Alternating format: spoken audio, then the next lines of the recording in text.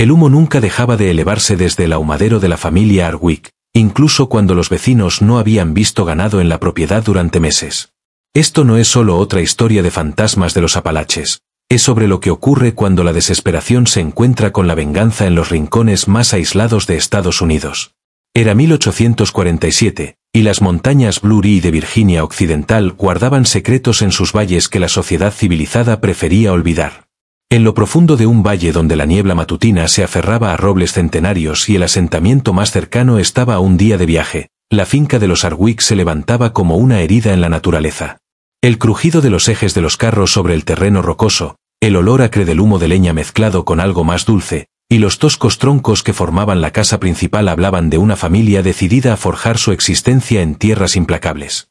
Marcus Hardwick había construido su fortuna sobre 3 pilares: alcohol ilegal, aislamiento y esclavitud. Mientras la mayoría de los sistemas de plantaciones en Virginia prosperaban en la fértil región de Tidewater, Hardwick veía oportunidades en las montañas, donde la supervisión federal rara vez llegaba. Su propiedad se extendía por casi 2,000 acres de denso bosque, accesible solo por un sendero sinuoso que él y sus hijos conocían de memoria. En 1843, Hardwick había comprado a 6 personas esclavizadas de una plantación de tabaco en quiebra cerca de Richmond. Los registros oficiales encontrados décadas después en el sótano de un juzgado enumeraban sus nombres con la frialdad de un inventario de ganado: Samuel, de 28 años, Ruth, de 26, sus hijos Moses, de 12, y Sara, de 8, más 2 hombres no relacionados, Joshua y Thomas, ambos en sus 30. El viaje a las montañas había durado 2 semanas en carreta. Relatos locales recogidos de historias orales dispersas en la década de 1920 describían cómo Hardwick transportaba a sus esclavos con grilletes de hierro, deteniéndose solo en estaciones de paso de confianza, donde su comercio particular no levantaba sospechas. El grupo esclavizado llegó a la finca a finales de otoño, justo cuando las primeras nieves comenzaban a cubrir los picos. Pero la propiedad de los Hardwick no era una plantación típica. No había extensos campos de algodón o tabaco, solo pendientes empinadas aptas para maíz, pequeños jardines y la producción ilícita de whisky de maíz. El verdadero trabajo estaba en la destilería, oculta en un sistema de cuevas detrás de la casa principal. Marcus, su esposa Eleanor y sus 3 hijos adultos, David, William y James, habían construido su imperio produciendo el licor más fuerte de los Blue Ridge, comerciándolo por oro y bienes con compradores que no hacían preguntas. Los trabajadores esclavizados se enfrentaban condiciones que hacían que la vida en una plantación tradicional pareciera misericordiosa en comparación. Las temperaturas invernales en las montañas caían por debajo de 0, y sus alojamientos consistían en una sola estructura de troncos con huecos entre las tablas lo suficientemente grandes para ver a través. Trabajaban en operaciones peligrosas de la destilería, transportaban agua de arroyos helados y mantenían la compleja red de senderos ocultos que mantenían a los agentes federales lejos. Samuel, líder informal del grupo esclavizado, había sido carpintero antes de su esclavitud. Ruth trabajaba como cocinera y costurera, y sus hijos ayudaban en lo que sus pequeñas manos podían. Joshua y Thomas, experimentados trabajadores de campo, se adaptaron rápidamente a las exigencias de las montañas. Juntos formaban una comunidad unida por el sufrimiento compartido y la comprensión de su aislamiento. La familia Hardwick gobernaba su reino montañoso con brutalidad cotidiana. Eleanor, lejos de la imagen de la señora de la plantación amable de la imaginación popular, supervisaba personalmente los castigos con un látigo de cuero colgado junto a la puerta de la cocina. David, el hijo mayor de 32 años, parecía disfrutar particularmente ideando nuevas formas de tormento. William y James, aunque no tan sádicos abiertamente, participaban sin cuestionar en el sistema de control familiar. El ahumadero estaba en el centro del sistema de producción de alimentos de la propiedad. Construido con piedra de campo y gruesos troncos de roble, medía aproximadamente 6 metros por 9, con una chimenea de piedra que evacuaba el humo de hogueras cuidadosamente mantenidas de nogal y roble. Allí la familia conservaba carne para los largos inviernos montañosos: ciervo, oso, jabalí y algún cerdo o vaca obtenidos por intercambio. Algo más oscuro habitaba las montañas alrededor de la propiedad Hardwick. Los Cherokee, que habían cazado estos valles antes de ser removidos forzosamente una década atrás, habían dejado historias que los colonos blancos locales susurraban pero rara vez discutían abiertamente. Hablaban de un lugar donde la tierra misma parecía maldita, donde la caza escaseaba y las plantas se marchitaban sin razón. Lo llamaban el Valle Hambriento, un lugar donde los espíritus de los muertos no podían descansar. Para el invierno de 1846, las tensiones en la propiedad Hardwicke habían alcanzado un punto crítico. Los esclavizados soportaban no solo las habituales crueldades de la esclavitud, sino también el aislamiento que hacía la huida prácticamente imposible. El pueblo más cercano estaba a 40 millas, a través de pasos montañosos que se volvían intransitables en invierno. Incluso si lograban escapar, no tenían a dónde ir. Las leyes de esclavos fugitivos de Virginia implicaban un regreso seguro y, probablemente, la muerte. Samuel había comenzado a observar cuidadosamente. Tomaba nota de qué miembros de la familia llevaban las llaves de los distintos edificios, cuándo se alimentaban los perros y por quién, y, lo más importante, de las rutinas diarias de la familia. Los Hardwicke se sentían tan seguros en su fortaleza montañosa que habían descuidado las medidas básicas de seguridad. El ahumadero tenía un significado especial en los planes de Samuel. Su ubicación, ligeramente separada de la casa principal pero visible desde la ventana de la cocina, lo convertía en un punto crítico para cualquier conflicto. Además, contenía cuchillos, machetes y otras herramientas necesarias para sacrificar carne, herramientas que podrían servir para otros fines si surgía la necesidad.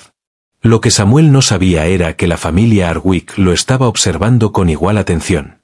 Habían notado su creciente interés por los detalles de seguridad, sus conversaciones en susurros con los otros esclavizados, y lo más revelador, su hábito de probar puertas y ventanas cuando creía que nadie lo miraba. El escenario estaba listo para un enfrentamiento que transformaría un remoto valle de Virginia en algo mucho más aterrador que cualquier historia de fantasmas.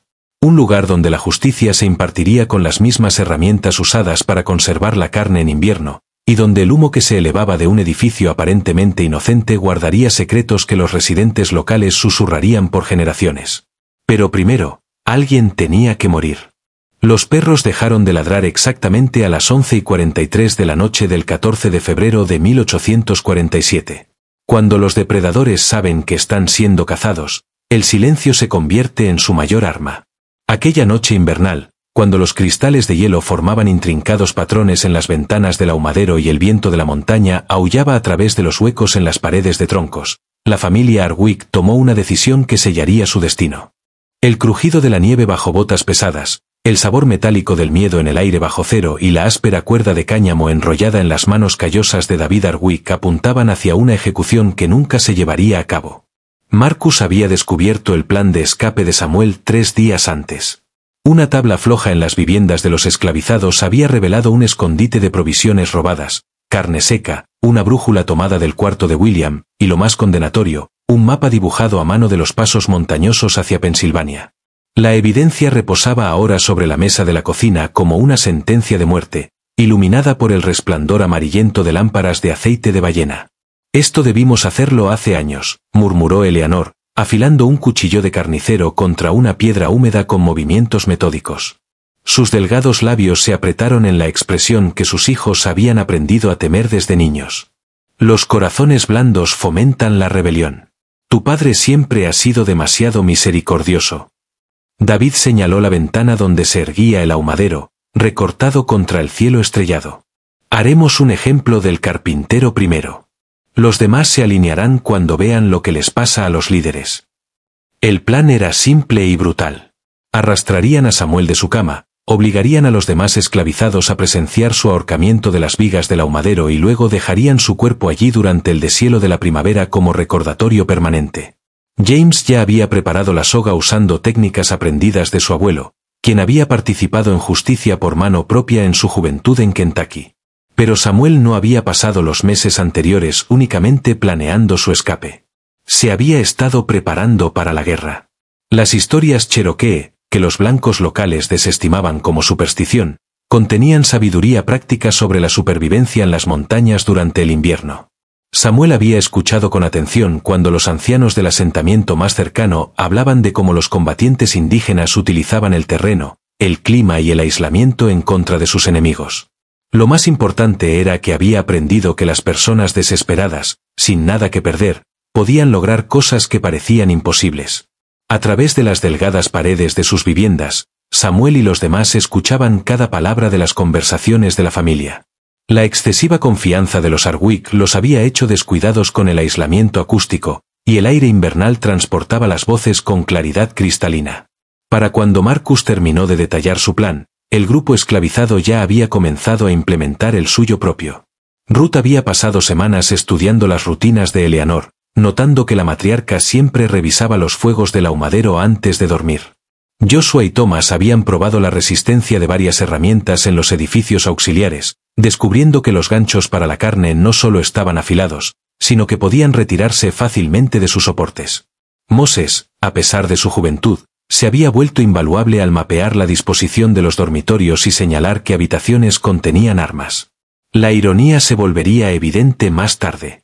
Mientras los Arwick planeaban usar el ahumadero como sitio de ejecución, sus futuras víctimas habían elegido la misma ubicación por motivos propios.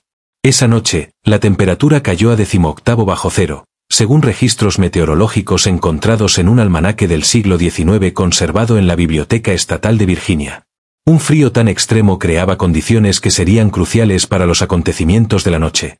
El metal se volvía lo suficientemente frágil como para romperse bajo presión, el suelo congelaba tan duro que las huellas eran difíciles de seguir, y lo más importante, los perros de caza de la familia, normalmente mantenidos afuera, habían sido traídos a la casa principal para abrigarse.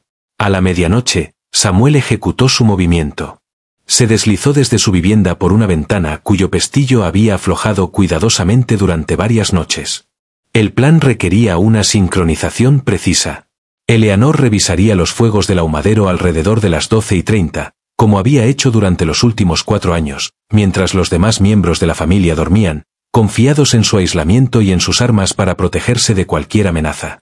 Samuel llegó al ahumadero 15 minutos antes de la hora esperada de Eleanor. Dentro, las brasas moribundas del ahumado del día aún brillaban en rojo en el pozo de fuego. Las utilizó para reavivar una pequeña llama y luego se posicionó detrás de la viga principal donde las sombras ocultarían su presencia. El interior del edificio parecía una catedral de carnicero, ganchos y cadenas colgaban de las vigas, mesas de corte manchadas por años de uso y un olor abrumador a carne preservada y humo de nogal. Joshua llegó a continuación, llevando una cuerda trenzada con restos de cáñamo encontrados en el granero. Thomas lo siguió con una selección de herramientas cuyo propósito original pronto sería olvidado. Incluso el joven Moses tenía un papel, se situó afuera como vigía, listo para avisar si algún miembro de la familia, excepto Eleanor, se acercaba.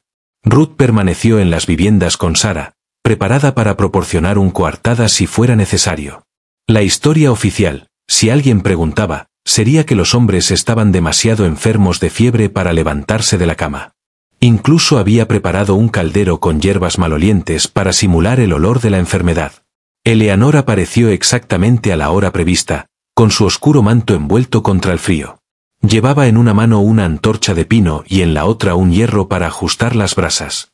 Su aliento formaba nubes blancas en el aire helado mientras se acercaba a la puerta del ahumadero, completamente ajena a que su rutina había sido observada y memorizada durante semanas.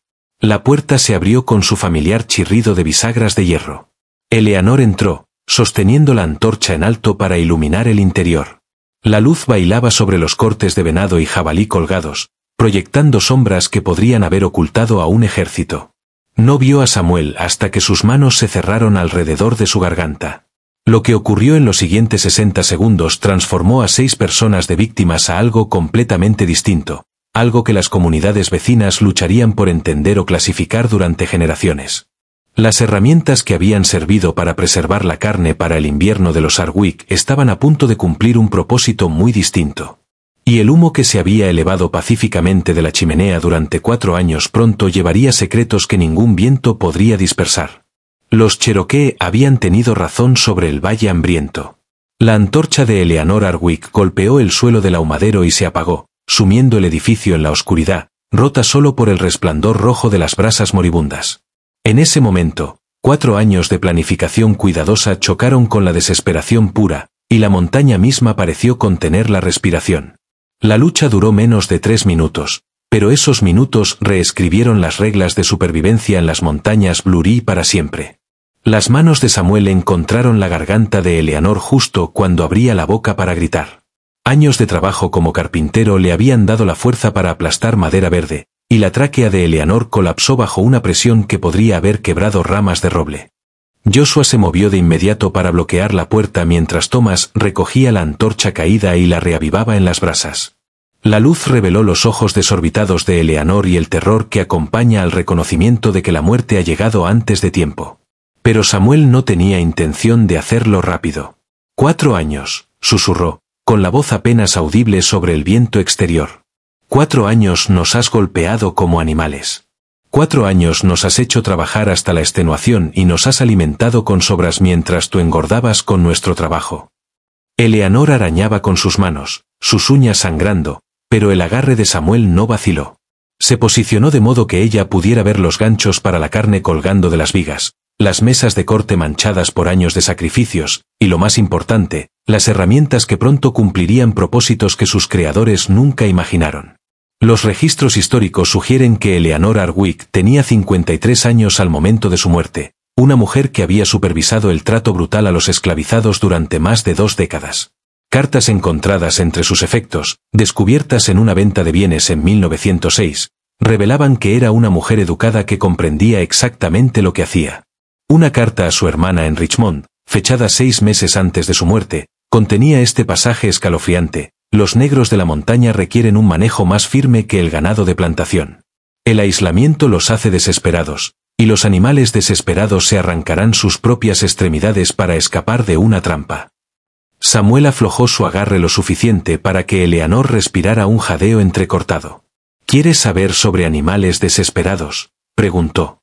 Esta noche aprenderás lo que sigue, algo que desafió todas las ideas sobre la venganza y la justicia en la América anterior a la guerra. Los esclavizados no solo mataron a Eleanor Hardwick, comenzaron un proceso que transformaría a su antigua ama en algo irreconocible mientras aún respiraba. Thomas había escogido un cuchillo de hoja delgada de la colección de herramientas del ahumadero. La hoja, afilada como navaja para procesar peces y presas pequeñas, cortó el pesado vestido invernal de Eleanor con precisión quirúrgica. Joshua sostuvo sus brazos mientras Samuel mantenía su agarre en la garganta. Aplicando solo la presión suficiente para impedir gritos pero permitiendo que conservara la conciencia, Samuel utilizó enseñanzas cherokees sobre cómo consumir simbólicamente el poder del enemigo. Aunque Samuel y los demás habían sido criados como cristianos, la montaña parecía exigir formas más antiguas de justicia. El frío, el aislamiento y años de brutalidad habían eliminado las restricciones civilizadas, dejando algo más primitivo y peligrosamente efectivo. Los ojos de Eleanor seguían cada movimiento mientras Thomas comenzaba el proceso de despiece. El cuchillo trazaba líneas sobre su torso, marcando los cortes que separarían músculo de hueso. Intentó hablar, suplicar, negociar, pero el agarre de Samuel solo permitió susurros ahogados que se disolvieron en la oscuridad. Los demás despertarán, advirtió Joshua, mirando hacia la casa principal donde una ventana mostraba luz amarilla. Déjalos, respondió Samuel. Se acabó huir. La temperatura dentro del ahumadero comenzó a subir cuando Thomas añadió leña fresca al fuego. Las llamas proyectaban sombras danzantes en las paredes de piedra, transformando el lugar en algo más parecido al inframundo que a un almacén de alimentos. El olor del humo mezclado con un toque metálico se mezclaba con la sangre fresca en el aire frío. La muerte llegó lentamente para Eleanor Hardwick. Para cuando su corazón dejó de latir, Thomas ya había comenzado el proceso sistemático de reducir su cuerpo a partes manejables. Las técnicas eran idénticas a las utilizadas para procesar ciervos y jabalíes, salvo que esta vez la carne cumpliría un propósito muy distinto al sustento: la transformación, tomando la carne de un opresor para servir a la supervivencia de aquellos a quienes había atormentado. Los demás miembros de la familia permanecieron dormidos, protegidos por gruesas paredes de troncos y la suposición de que su fortaleza montañosa era inexpugnable. Marcus roncaba en la habitación principal, soñando quizás con la horca que planeaba ejecutar por la mañana. David, William y James dormían el sueño profundo de hombres que nunca habían conocido el miedo real, que nunca habían mirado a los ojos a personas sin nada que perder.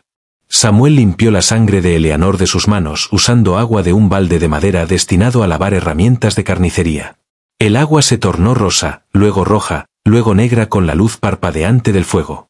Se estudió en el reflejo oscuro y vio algo que no existía 12 horas antes: un hombre capaz de hacer cualquier cosa necesaria para sobrevivir. El trabajo continuó durante la noche. Thomas demostró ser sorprendentemente hábil en el despiece de restos humanos, usando técnicas aprendidas de años procesando presas para la mesa Hardwick. Joshua mantuvo el fuego a la temperatura óptima para iniciar el proceso de ahumado. Los ganchos que sostenían venado y jabalí ahora soportaban una carga diferente, dispuesta con la misma atención cuidadosa a la circulación del aire y la distribución del calor. Para las 3 de la mañana, el ahumadero no contenía rastro reconocible de Eleanor Hardwick. Su ropa había sido quemada en el fuego, sus huesos descompuestos y alimentados en las brasas, donde serían reducidos a cenizas y esparcidos con el viento matutino. Su carne colgaba de las vigas en tiras ordenadas, comenzando la lenta transformación que la preservaría durante los meses de invierno. Samuel abrió la puerta del ahumadero y respiró el aire de la montaña. El amanecer aún estaba a horas de distancia. Pero lo más difícil ya había terminado. Eleanor había desaparecido, y en su lugar colgaba el medio de supervivencia para 6 personas que habían sido marcadas para morir. La historia cherokee hablaba de guerreros que consumían a sus enemigos para obtener su fuerza.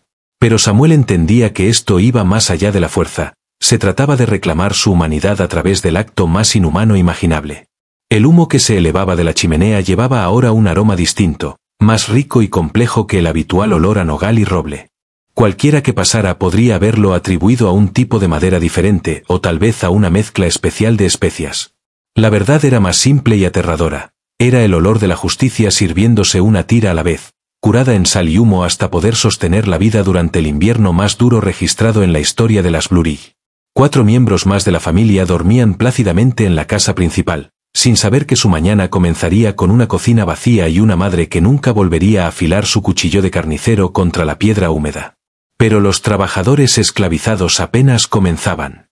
Marcus Hardwick despertó en silencio, sin los movimientos habituales de su esposa, y en ese primer momento de conciencia sintió que algo había cambiado en el orden natural de su reino montañoso.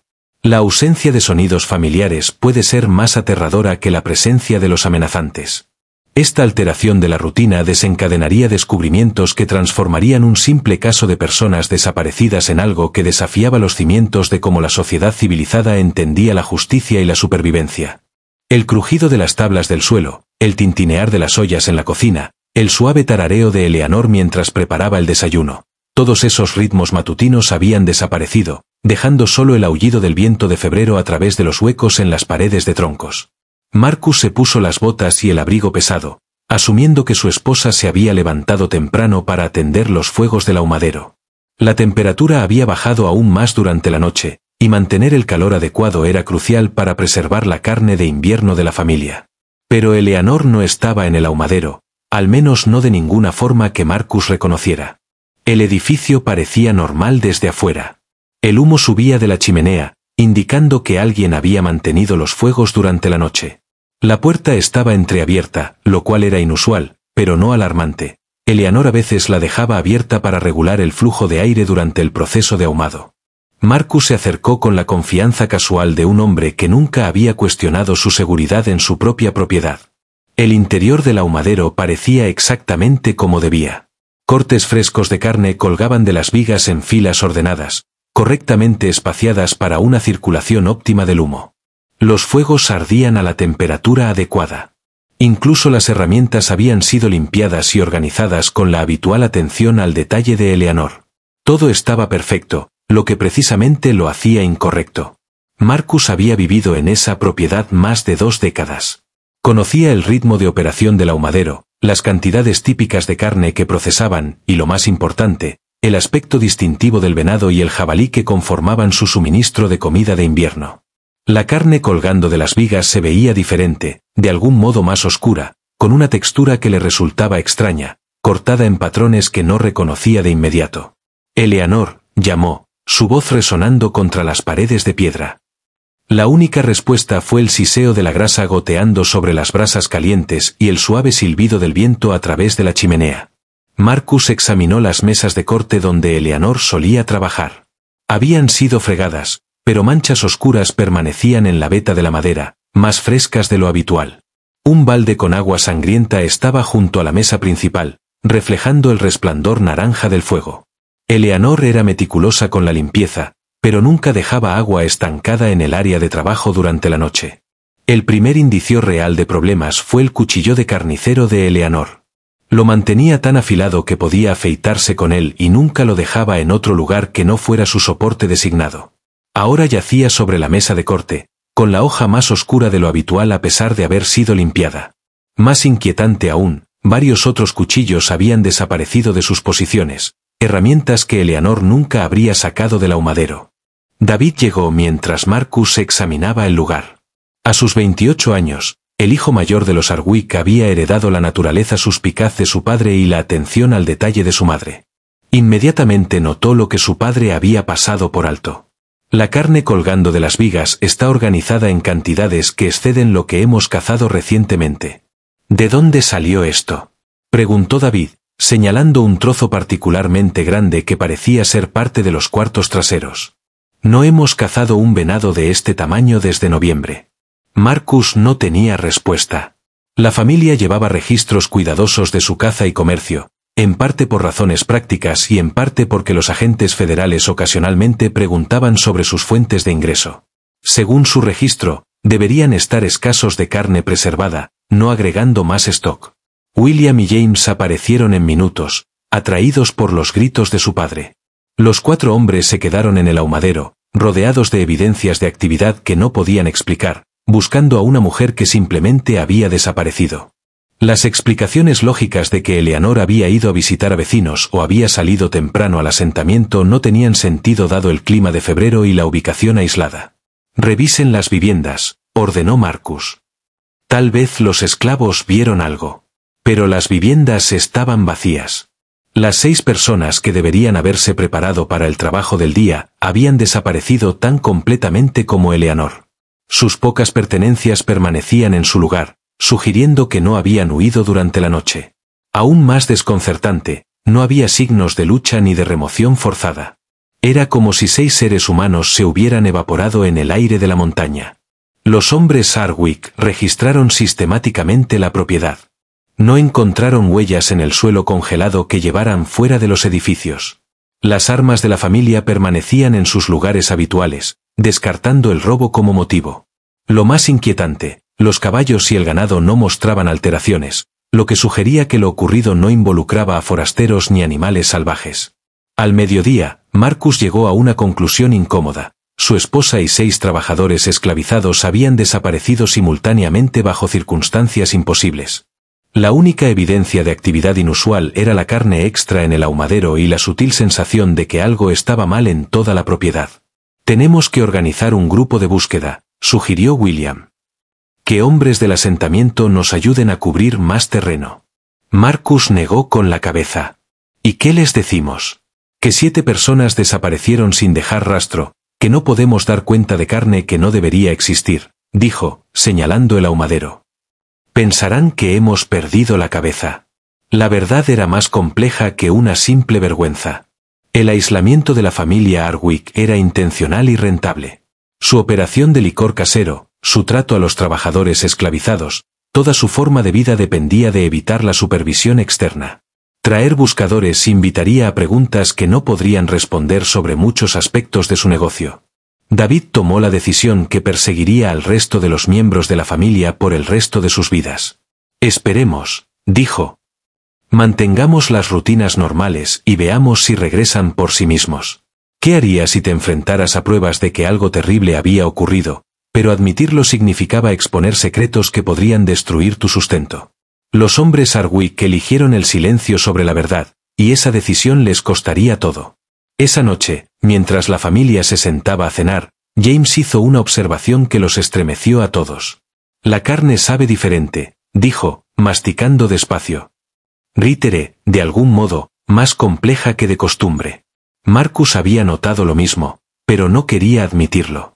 El estofado de venado que Eleanor había estado preparando, o alguien había preparado usando la receta de Eleanor, tenía una profundidad de sabor que nunca antes habían experimentado. Era indiscutiblemente delicioso, lo que de algún modo lo hacía aún más inquietante. El humo continuaba elevándose de la chimenea durante toda la noche, manteniendo el lento curado que preservaría la comida de invierno.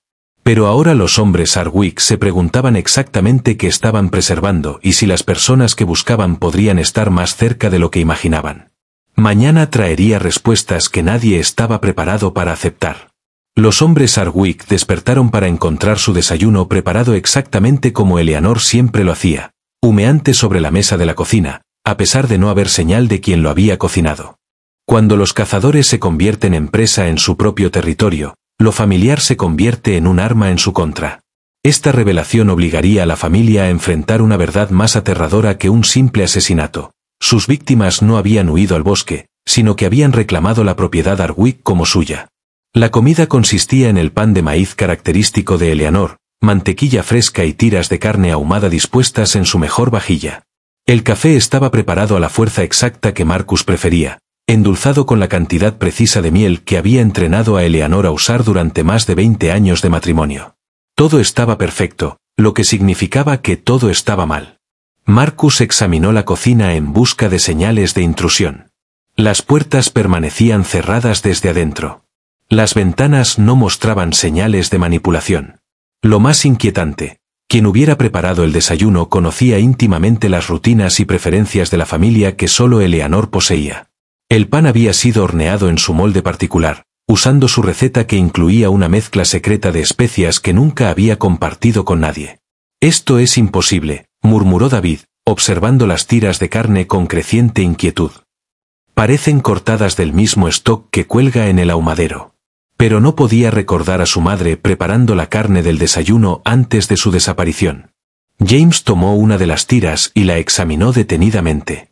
La textura era diferente de la venada habitual, más tierna y con un veteado de grasa que sugería mejor nutrición de la que normalmente proporcionaba la carne silvestre. ¿De dónde habría conseguido carne así?, preguntó. No hemos intercambiado con nadie en semanas. La respuesta a esa pregunta no se aclararía hasta varias horas después, pero cuando lo hiciera, cambiaría por completo todo lo que la familia creía entender sobre su situación. William se ofreció a revisar nuevamente el ahumadero mientras los demás terminaban el desayuno.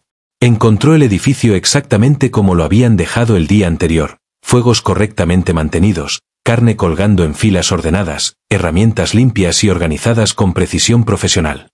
Pero ahora notó detalles que habían pasado desapercibidos en su inspección anterior. Las mesas de corte mostraban marcas de cuchillo que formaban patrones desconocidos. Eleanor siempre había sido sistemática en su técnica de despiece, creando cortes consistentes que maximizaban el rendimiento de cada animal. Estas marcas sugerían manos distintas, métodos distintos y, lo más importante, fines distintos a la simple conservación de alimentos. Un inventario detallado reveló que alguien había estado muy ocupado durante la noche. Aparecieron nuevos cortes de carne en los estantes de secado, porciones que habrían requerido varias horas de trabajo cuidadoso. La cantidad excedía lo que Eleanor podría haber logrado sola, incluso trabajando toda la noche.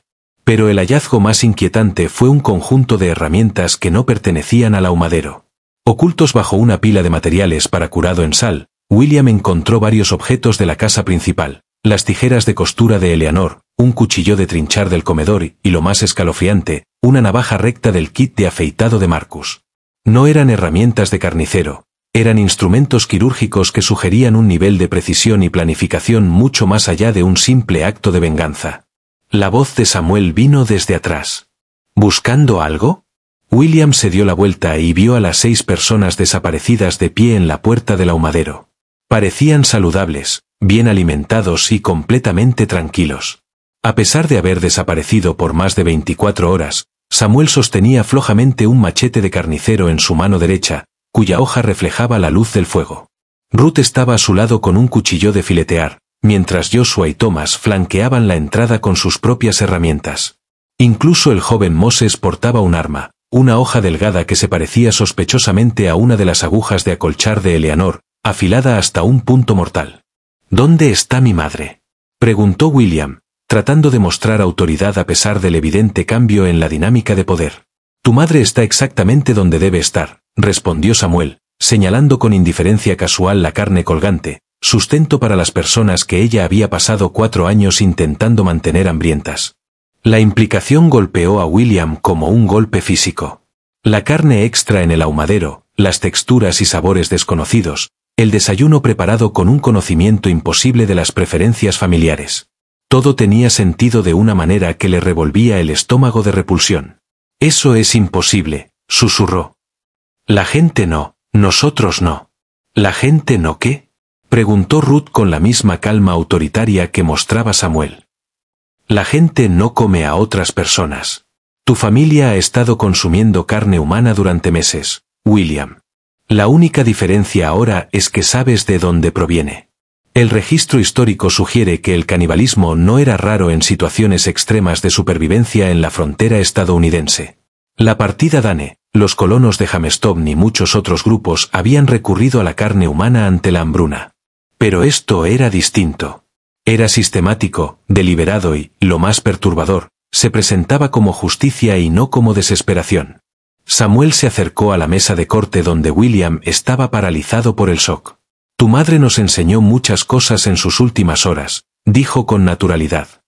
Cómo seccionarla a un animal para máximo rendimiento, qué cortes requieren más tiempo de curado, la importancia de retirar todos los fragmentos de hueso para evitar que se estropee. Tomó el cuchillo de carnicero de Eleanor y probó el filo contra su pulgar. Apareció una línea delgada de sangre, pero Samuel no mostró reacción al dolor. Fue muy educativa hasta el final, incluso nos ayudó a entender que condimentos funcionan mejor con distintos tipos de carne. William intentó retroceder, pero Thomas y Joshua se habían colocado para bloquear la salida trasera. El ahumadero, que siempre había representado seguridad y sustento para la familia Hardwick, se había transformado en una trampa con los miembros supervivientes como presa. ¿Qué quieren?, preguntó William con apenas un susurro. Lo que siempre hemos querido, respondió Samuel. Libertad.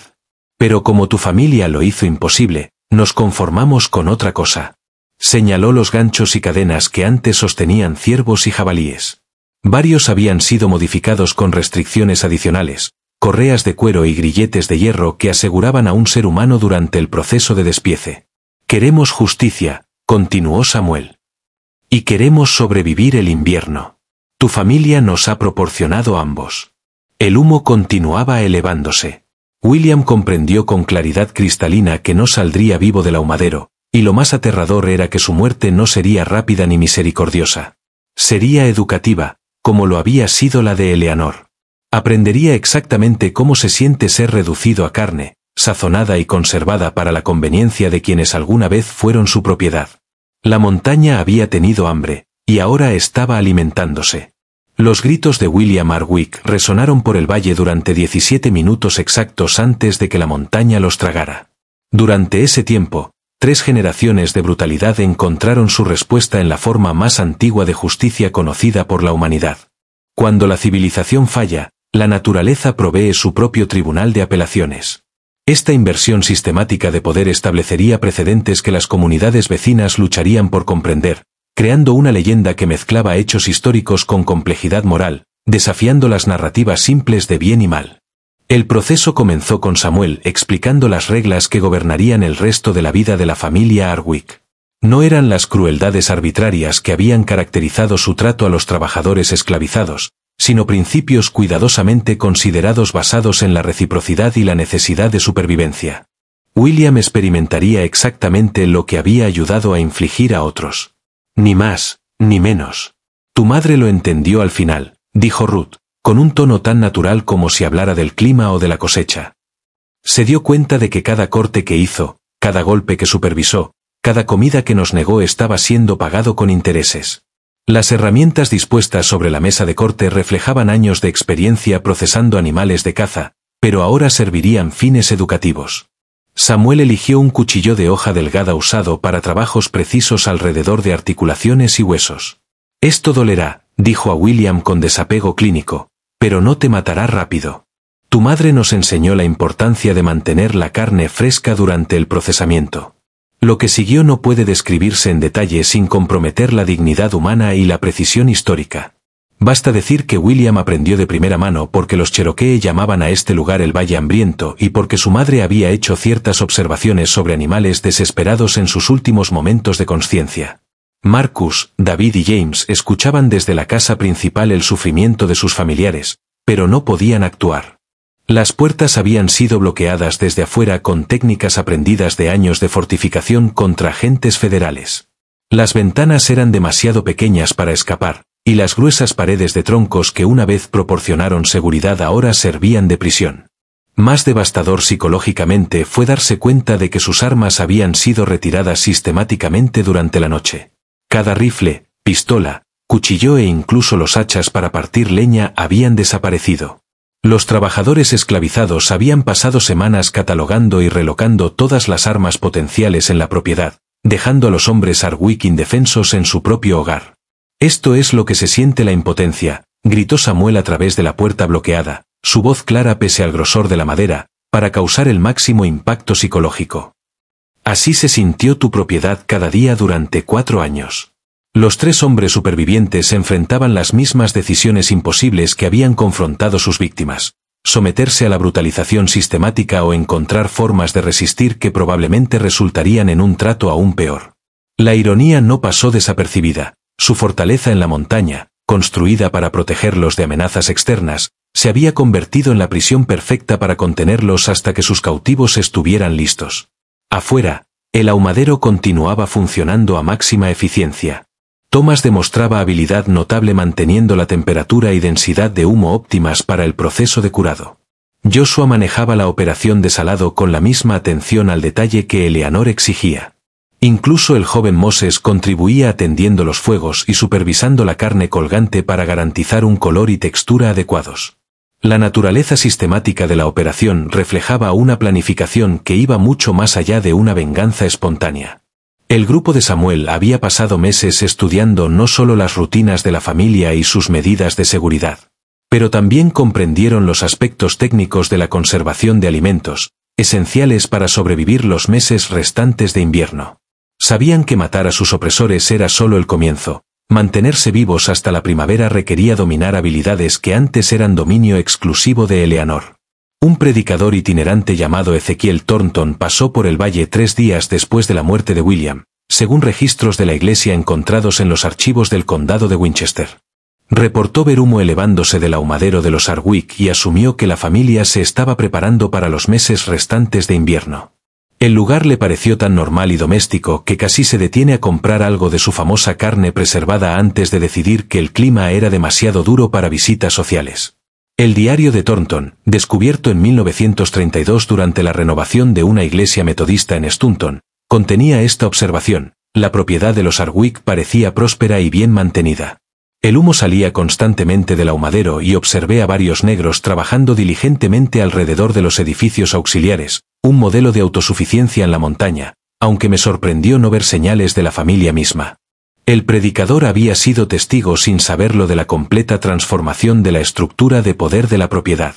Los trabajadores negros industriosos que observó ya no eran esclavos, sino personas libres operando un exitoso negocio de conservación de alimentos usando técnicas aprendidas de sus antiguos captores. Los miembros ausentes de la familia estaban más cerca de lo que él imaginaba, colgados en tiras ordenadas desde las vigas del ahumadero, correctamente curados y sazonados para un valor nutricional óptimo. Samuel había establecido un sistema de rotación que aseguraba la operación continua de todas las funciones esenciales. 2 personas mantenían el ahumadero en todo momento, mientras otros gestionaban la destilería que había sido la principal fuente de ingresos de la familia. Habían descubierto que la producción de licor casero, cuando era realizada por personas que realmente entendían el proceso en lugar de solo supervisarlo, podía ser mucho más rentable de lo que la familia Hardwick había logrado. El aspecto psicológicamente más complejo de su nueva situación era la relación con los prisioneros restantes. Marcus, David y James se mantenían con vida no por misericordia, sino por necesidad práctica. Poseían conocimientos sobre rutas comerciales, contactos de clientes y acuerdos financieros esenciales para mantener la viabilidad económica de la propiedad. Cada miembro sobreviviente de la familia sería procesado sistemáticamente, extrayendo su conocimiento junto con su carne hasta que los antiguos trabajadores esclavizados hubieran absorbido todos los aspectos de la operación de los Hardwick. Solo entonces la montaña reclamaría su pago final por 4 años de deuda acumulada. Ruth descubrió la colección de recetas de Eleanor durante una búsqueda sistemática de la casa principal. El cuaderno manuscrito contenía instrucciones detalladas para conservar distintos tipos de carne, incluyendo varias entradas que resultaron proféticas en su situación actual. Una receta titulada Preparación de long pork para almacenamiento prolongado sugería que Eleanor había anticipado este escenario exacto.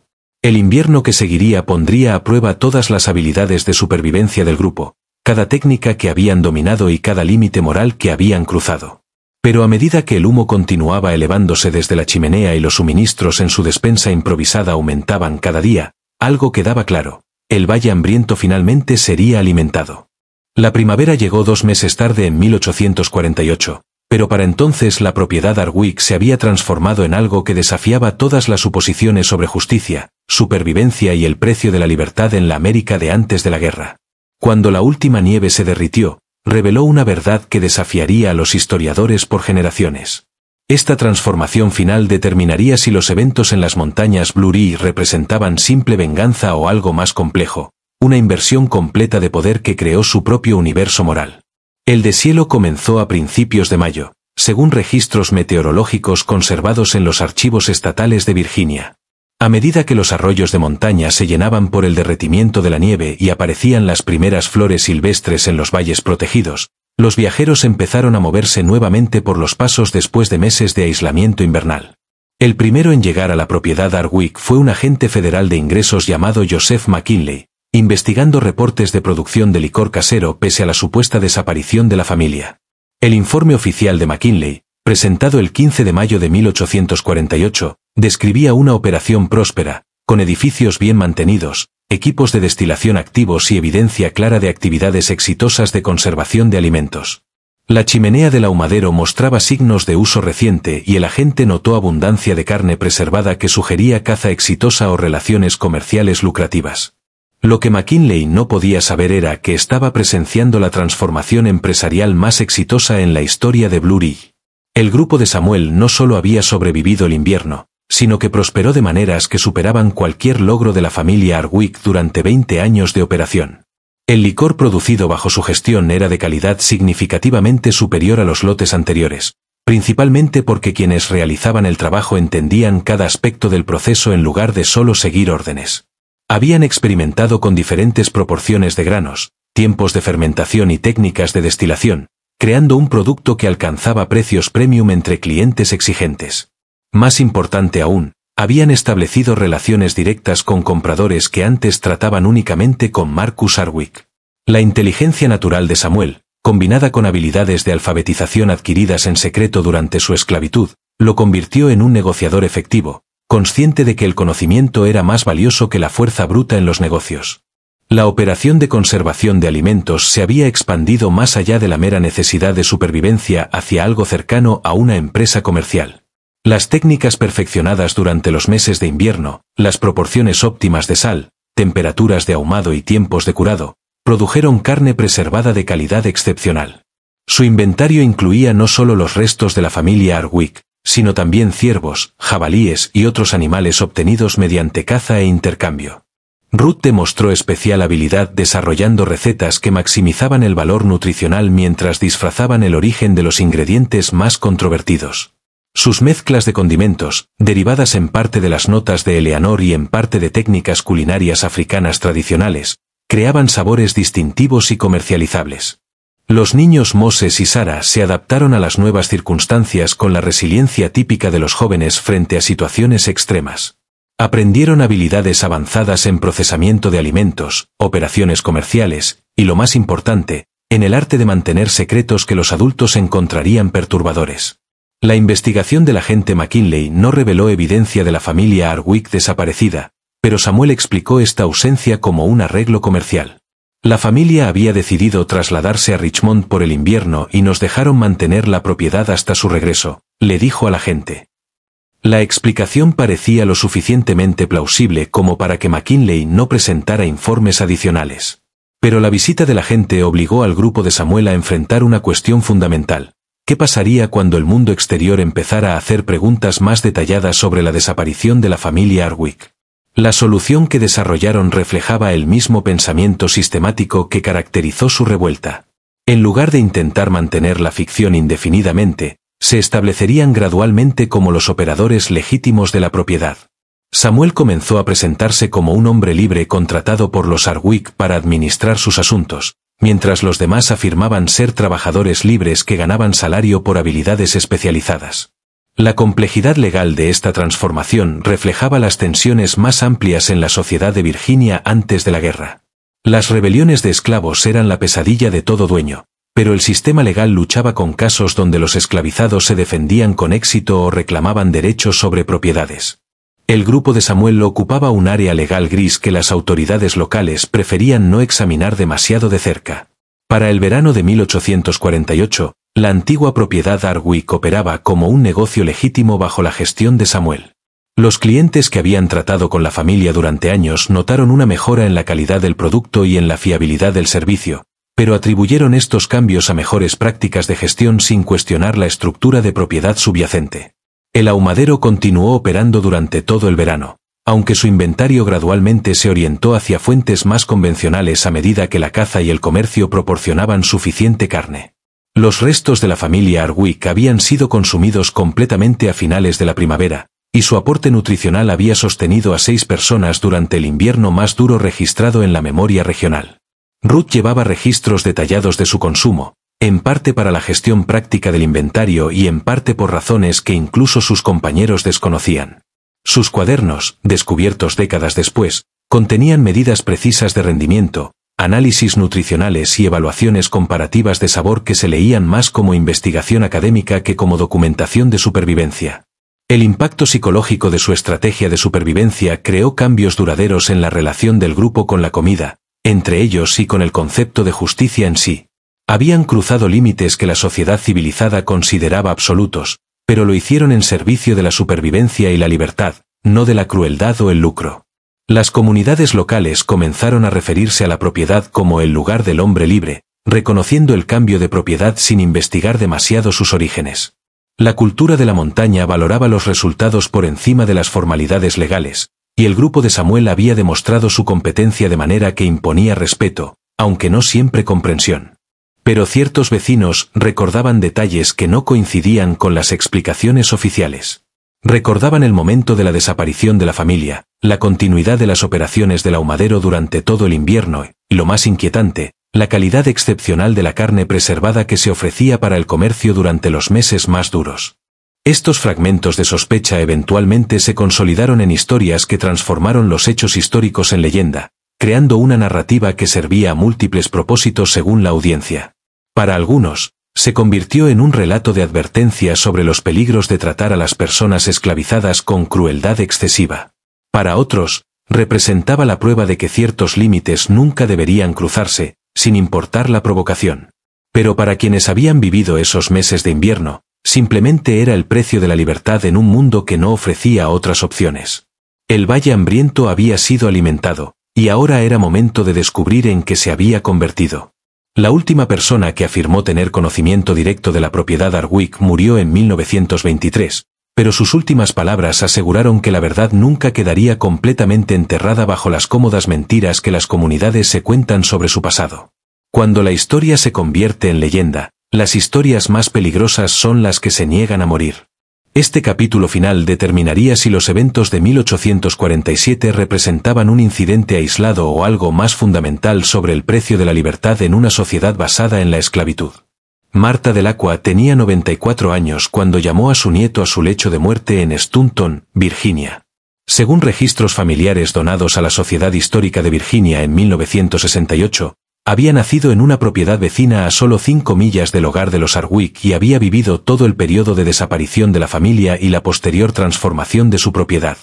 Su nieto, Thomas de Acroy, inicialmente desestimó sus revelaciones finales como los recuerdos confusos de una anciana cercana a la muerte. Pero el relato de Marta contenía detalles que coincidían demasiado precisamente con hechos históricos documentados como para ser completamente ficticios. Más importante aún, poseía evidencia física que había estado oculta por más de 7 décadas. No eran caníbales, susurró Marta, con la voz apenas audible sobre el viento de la montaña que sacudía las ventanas de su habitación. Eran personas libres haciendo lo que hacen los libres, sobreviviendo por cualquier medio necesario. Thomas esperaba confesiones típicas del hecho de muerte sobre pecados menores o secretos familiares. En cambio, Marta reveló conocimientos que desafiaban todo lo que él creía entender sobre la historia de su familia y los fundamentos morales de su comunidad montañesa. Ella describió haber visitado la propiedad en la primavera de 1848 como joven, acompañando a su padre en una expedición comercial. La familia siempre había comprado licor casero y carne preservada de los Hardwick, y la desaparición de la familia no interrumpió su relación comercial con quienquiera que estuviera manejando la operación. Samuel era el hombre más inteligente que había conocido, recordó Marta. Podía calcular medidas en su cabeza más rápido de lo que mi padre podía escribirlas. La cocina de Ruth era mejor que cualquier cosa que hubiéramos probado. Los niños eran educados y bien formados. Parecían cualquier otra familia montañesa exitosa. Pero Marta había notado detalles que su padre y otros adultos preferían ignorar: la calidad excepcional de la carne preservada a pesar de no haber evidencia de caza reciente, las sutiles modificaciones al ahumadero que sugerían procedimientos operativos distintos a los de la familia Hardwick, y lo más revelador, la completa ausencia de cualquier rastro de los antiguos dueños, pese a las afirmaciones de que simplemente se habían mudado a Richmond. Sabía que había pasado algo, le dijo a Thomas, pero también sabía que no era mi lugar hacer preguntas.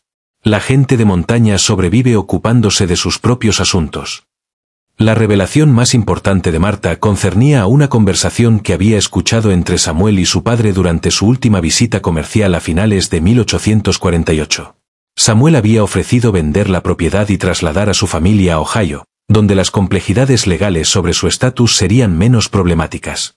La negociación había avanzado hasta discutir términos específicos y documentos de transferencia, pero la venta nunca se concretó. Según el recuerdo de Marta, Samuel y su familia simplemente desaparecieron una noche de otoño, dejando atrás una operación próspera y llevándose solo las pertenencias personales que podían cargar a pie. La propiedad fue eventualmente reclamada por parientes lejanos de los Hardwick, quienes la encontraron completamente vacía, excepto por equipo básico y un ahumadero que había sido completamente limpiado y sellado. Thomas hizo la pregunta obvia: ¿a dónde se había ido la familia de Samuel? Marta metió la mano debajo del colchón y sacó una pequeña caja de madera que había estado escondida allí por décadas. Dentro había una colección de objetos que contaban una historia más compleja que la simple desaparición: un botón de madera tallado a mano que coincidía con descripciones de la ropa de Samuel, una cinta para el cabello de una niña que había pertenecido a Sarah y, lo más significativo, una carta escrita con la distintiva letra de Samuel y dirigida a quien encontrara el lugar después. La carta, fechada el 15 de octubre de 1848, decía en parte: «Dejamos esta propiedad a quienes puedan darle un mejor uso que el que nosotros pudimos darle. La montaña nos dio lo que necesitábamos para sobrevivir, pero sobrevivir no es lo mismo que vivir. La libertad requiere más que la ausencia de cadenas.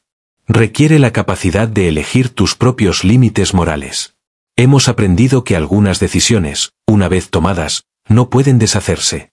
El valle siempre tendrá hambre, pero nosotros ya no seremos quienes lo alimenten».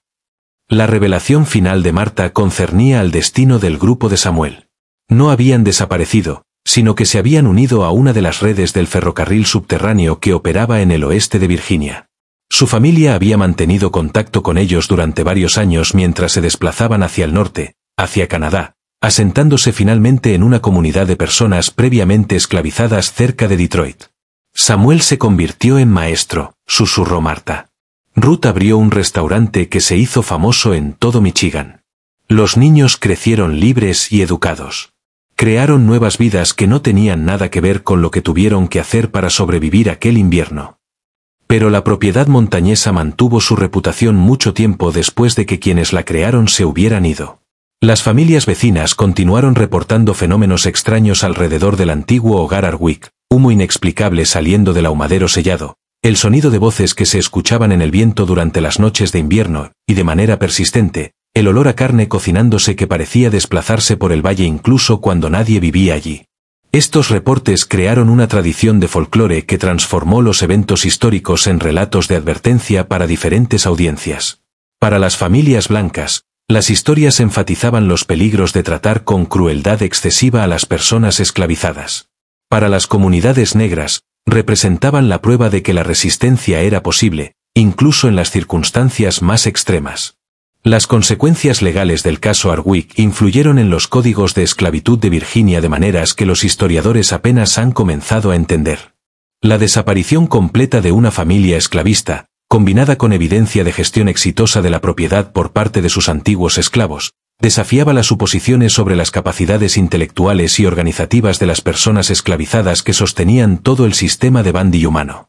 Thomas Delroy finalmente donó los materiales de su abuela a la Sociedad Histórica de Virginia, donde permanecieron en gran parte sin estudiar hasta la década de 1980. Investigaciones arqueológicas recientes en la antigua propiedad Hardwick han descubierto evidencia que respalda muchas de las afirmaciones de Martha, incluyendo modificaciones al ahumadero y la destilería que reflejan técnicas desconocidas para los operadores blancos de la época. El hallazgo más significativo fue una cámara oculta bajo el piso del ahumadero que contenía efectos personales de todos los miembros tanto de la familia Hardwick como del grupo de Samuel. La disposición sugería un memorial deliberado más que un simple almacenamiento casual, con fechas que correspondían a eventos específicos durante el invierno de 1847 a 1848. El análisis forense moderno de fragmentos óseos encontrados en el sitio ha confirmado que al menos 4 adultos fueron procesados en el ahumadero durante ese periodo. Las técnicas usadas reflejan un sofisticado entendimiento de métodos de conservación de alimentos combinado con elementos rituales que sugieren que el consumo tenía fines más allá de la simple nutrición. El Valle Hambriento cobró su deuda por completo y ésta se saldó con intereses que se acumularon a lo largo de generaciones. Pero algunos dicen que en las noches de invierno, cuando el viento de la montaña lleva el aroma de humo de leña por los valles, aún se puede oler algo cocinándose en las ruinas del ahumadero Hardwick. Algo que recuerda que la justicia, como el hambre, nunca está completamente satisfecha. Solo estamos rascando la superficie. El próximo caso es aún más oscuro. Suscríbete antes de que salga.